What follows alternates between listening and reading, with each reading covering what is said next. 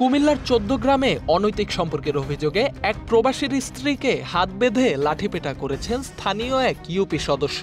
ঘটনাটি ৫ দিন আগের হলেও মঙ্গলবার রাতে নির্যাতনের ভিডিও সামাজিক যোগাযোগ মাধ্যমে ছড়িয়ে পড়ে। ঘটনাটি কুমিল্লার ১৪ গ্রাম উপজেলার শ্রীপুর ইউনিয়নের। অভিযুক্ত ইউপি সদস্যের নাম বজলুর রহমান। তিনি শ্রীপুর ইউনিয়ন পরিষদের ৯ নং ওয়ার্ডের একজন সদস্য। সামাজিক যোগাযোগ মাধ্যমে ছড়িয়ে পড়া ভিডিওতে দেখা যায় ২ হাত বেঁধে ওই প্রবাসী স্ত্রীকে লাঠি দিয়ে পেটাচ্ছেন ইউপি সদস্য বজলু। এ সময় চিৎকার করে আঘাত থেকে বাঁচার আকুতি জানাতে থাকেন ওই গৃহবধূ। এক পর্যায়ে তার চুল ধরে টানা হেঁচড়া করা হয়। একই সঙ্গে চলতে থাকে গালমন্দ। এ সময় পাশেই অবস্থান করছিলেন অনৈতিক সম্পর্কের অভিযোগে আটক যুবক বিল্লাল হোসেন।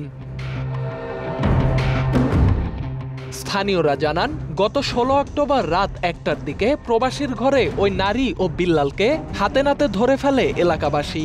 এরপর তাকে গণধোলাই দিয়ে আটকে রাখা হয়। পরে ঘটনাস্থলে উপস্থিত হয়ে ইউপি সদস্য বজলুর রহমান নিজ হাতে ওই নারীকে বেঁধে মারধর করেন।